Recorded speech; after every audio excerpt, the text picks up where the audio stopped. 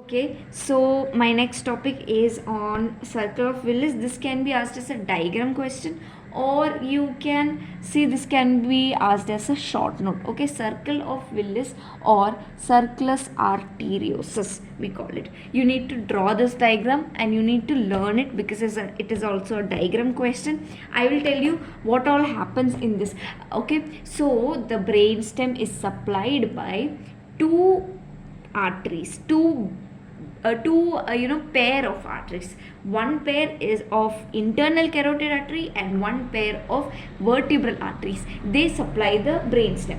Posteriorly it is supplied by vertebral arteries. Anteriorly it is supplied by internal carotid artery. There are a pair of arteries. So these are the two internal carotid arteries, these are the two vertebral arteries. They join and they anastomose, they form arteriosus, like in elbow near the elbow joint, arteriosus, arterial supply, anastomosis is formed the exact same way. Here all this anastomosis is formed on the brain, inside the brain, like on the brainstem area. Okay, so this is the main structure.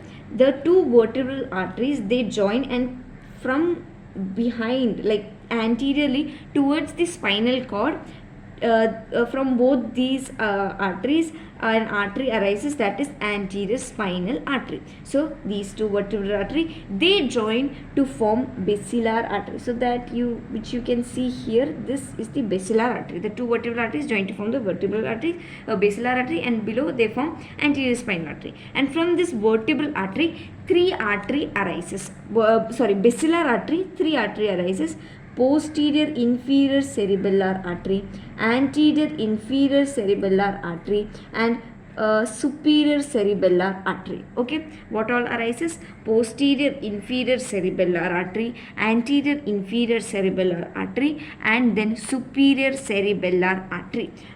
Between superior cerebellar and anterior cerebellar, labyrinthine artery arises. What arises? Labyrinthine artery. Okay, from between these vertebral arteries and anterior spinal artery, we get some medullary branches, some meningeal branches. Okay, between the and another artery arises from posterior inferior cerebellar artery, that is posterior spinal artery. And we have learned anterior spinal artery the same way, but anterior spinal artery arises from where? Arises from vertebral arteries, both the vertebral arteries, whereas posterior spinal artery arises from posterior inferior cerebellar arteries. Okay, and between this labyrinthine artery and superior cerebellar artery, pontine branches are there. What are there? Pontine branches are there. Okay, now this is the basilar artery. Basilar artery goes above and it divides into two arteries, that is posterior cerebral artery. Posterior cerebral artery.